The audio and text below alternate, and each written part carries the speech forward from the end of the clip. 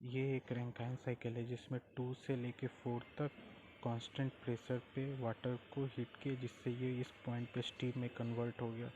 यहाँ से टरबाइन से ये स्टीम पास हुआ जिससे हमें वर्क मिला।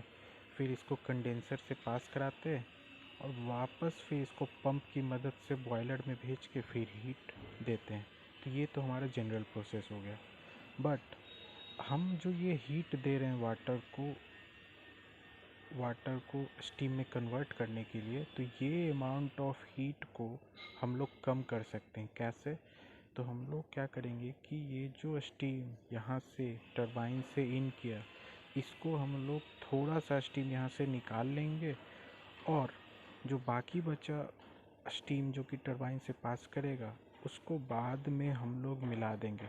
जिससे क्या होगा कि ये जो यहाँ से स्टीम हम लोग निकाले और यहाँ कुछ अमाउंट और फिर बाकी जो स्टीम इससे पास होके आया यहाँ पे, वो दोनों मिल के वो वो वाटर उस स्टीम का टेम्परेचर ले लेगा, जिससे हमें आगे आने वाले में प्रोसेस में कम हीट देना पड़ेगा। तो ये बेसिकली वर्क कैसे करता है इसको आप इस तरीके से समझ सकते हैं कि ये टरबाइन है, तो इस पे मान लीजिए कि एक पार्ट स्टीम जो है वो पास किया, तो हम क्या करेंगे कि वाई पार्ट मतलब इससे कुछ कम स्टीम हम लोग थोड़ा सा यहाँ से टरबाइन से पूरा टरबाइन से पास न करा के कुछ पहले ही निकाल लेंगे और बाकी जो 1 - y पार्ट है वो टरबाइन से होके पास करेगा कंडेंसर से होते हुए।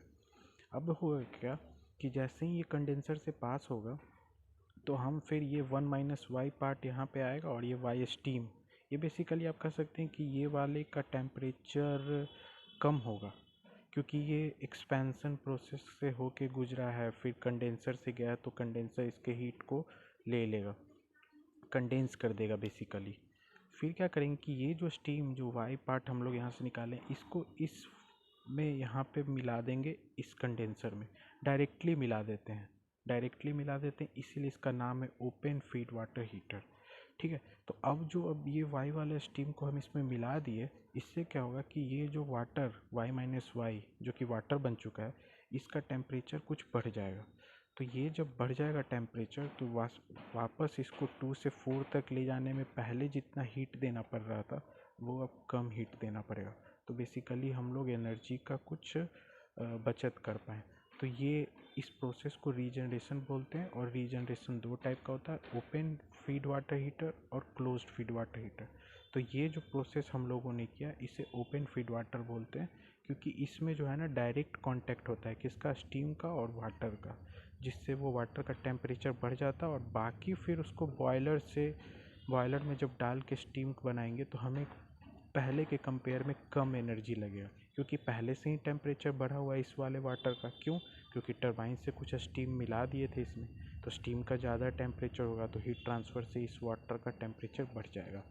ठीक है, तो यही काम करते हैं। अगर इस पे न्यूमेरिकल जो आता है उसको कैसे सॉल्व करते हैं इसको आप समझने के लिए कर सकते हैं कि मान लीजिए जो हम feed water heater open feed water heater जो कर रहे हैं वो 2 मेगापास्कल प्रेशर पे कर रहे हैं, तो एक्स जो है एक्स अमाउंट ऑफ एनर्जी हम लोग टरबाइन से निकाल लिए, मतलब बेसिकली क्या कर लिए, ये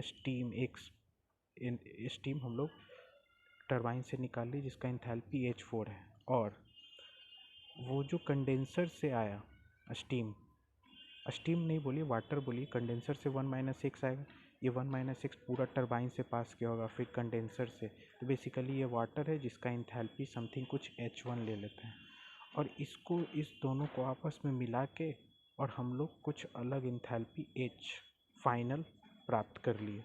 ठीक है, तो अब देखिए अब इसको एनर्जी बैलेंस कैसे करते हैं। ये जो फाइनल एनर्जी होगा HF, इसका वैल्यू दिया हुआ है मान लीजिए आपके पास, तो वो एनर्जी वो कैसे आया होगा, तो वो आया होगा कि ये वाले पार्ट का एनर्जी इंटू H4 मतलब इसका इंथैल्पी प्लस इसका इंथैल्पी, तो वही तो कर दिया। x का अगर वैल्यू 0.26 दिया हुआ है तो वो into enthalpy of x plus और ये 1 - x, तो 0.26 यहाँ से निकाल लिए थे टरबाइन से, तो बचा कितना 0.74, वो इंटू वो जो कंडेंसर से वाटर है उसका इंथैल्पी, ये दोनों का इंथैल्पी मिल के फाइनल इंथैल्पी यानी 908.47 के बराबर हो जाएगा।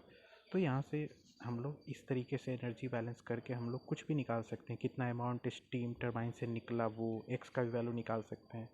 ये जो स्टीम निकाले उसका एंथैल्पी कितना था वो ये इस क्वेश्चन में निकाला हुआ है। ठीक है, तो आपको एक वेरिएबल कम करके और बाकी सब इंफॉर्मेशन दे देगा तो आप निकाल सकते हैं। तो बेसिकली करना ही क्या, एनर्जी बैलेंस। जो स्टीम से टरबाइन से जो स्टीम निकाले उसका एंथैल्पी प्लस जो कंडेंसर से वाटर है उसका एंथैल्पी, वो दोनों मिल के यानी प्लस होके फाइनल एंथैल्पी के बराबर आएगा। तो ये basically open feed water heater में करते हैं। इस प्रोसेस को रीजनरेशन बोलते हैं इन रैंकाइन साइकिल।